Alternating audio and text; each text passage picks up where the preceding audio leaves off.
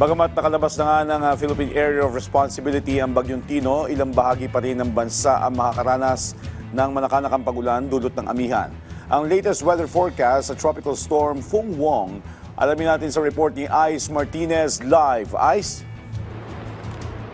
Joshua, nag-intensify na nga ang potential super typhoon natin na si Bagyong Uwan. Pagpasok nito sa par, yun ang local name na ibibigay natin. Nag-intensify na yan bilang severe tropical storm at huling namataan nito sa layo na 1,470 kilometers east ng Eastern Visayas. May taglay itong hangin umaabot sa 95 kilometers per hour at 115 kilometers per hour malapit sa gitna. Gumagalaw yan sa mabagal na 10 kilometers per hour pa northwestward at papasok nga ng Philippine Area of Responsibility ayon sa Pag-asa, posibleng mamayang gabi yung madaling araw o madaling araw ng Sabado.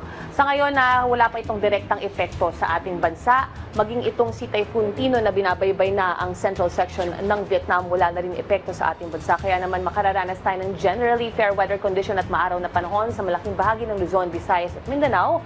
Tanging weather system ang nakaka-apekto sa ating bansa, yung malamig na hanging amihan, particular dito sa Batanes at sa Cagayan area. Kung babalikan nga natin itong forecast track o huling forecast track na inilabas ng Pag-asa, posibleng mag-intensify ito further into a typhoon bukas, araw ng Sabado, at madaling araw naman ng Linggo. Gabi ng Sabado ay posibleng lumakas na ulit yan bilang mag-intensify na bilang super typhoon. Sa puntong ito, makakausap na po natin ang ating Pag-asa weather specialist, si Dr. John Manalo, para ipaliwanag po ang ating forecast track at yung mga tatamaan pong areas pagsapit ng Linggo ng gabi.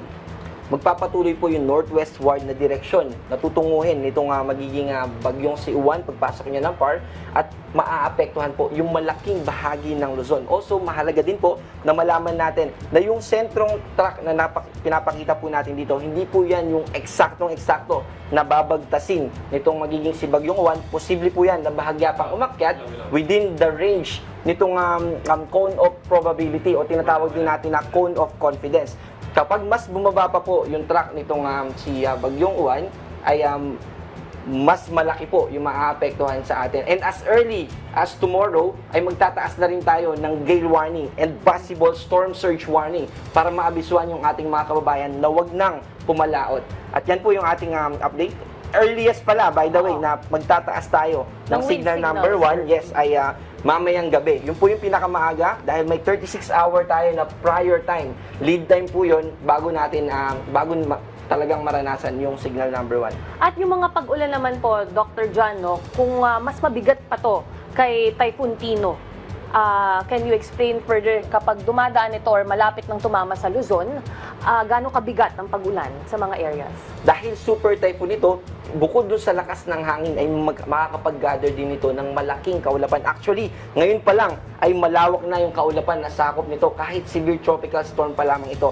Bahagya yan liliit habang siya ay nag-i-intensify into typhoon category and eventually super typhoon. Pero manunumbalik yung lawak ng kaulapan na nakapaloob dito sa magiging si Bagyong Uwan. At ganoon din naman ay magkakaroon ito ng interaction. Dito sa northeast monsoon, yung tinatawag natin na shear line, yung clouds o yung mga kaulapan na may kaugnayan dun sa system na binanggit natin na shear line ay maaaring mag-contribute at mas lumaki pa yung mga kaulapan na dadalin. At yung ibig sabihin ay mas marami pang mga pagulan yung potensyal na ibuhos nitong magiging si Bagyong Uwan. At dito naman po sa Metro Manila this weekend at sa mga susunod na araw next week, ano po ang forecast ng pag-ulan po dito? Magtataas po tayo. Kapag nasunod po yung track na ito, at least signal number 1 po yung itataas natin dito sa Metro Manila. At kapag bahagya pa to na bumaba yung track niya, ay posible na umabot pa ng signal number 2. At pag pinakababa talaga, ay posible din na worst case scenario ay maaaring signal number 3 din. Alright, ayan po ang pinakahuling update natin mula rito sa Pag-asa Headquarters. Kasama po natin si Dr. John Manalo. Para sa Integrated State Media, ako po si Ice Martinez ng PTV. Ibalik sa studio, Joshua. Maraming salamat, Ice Martinez.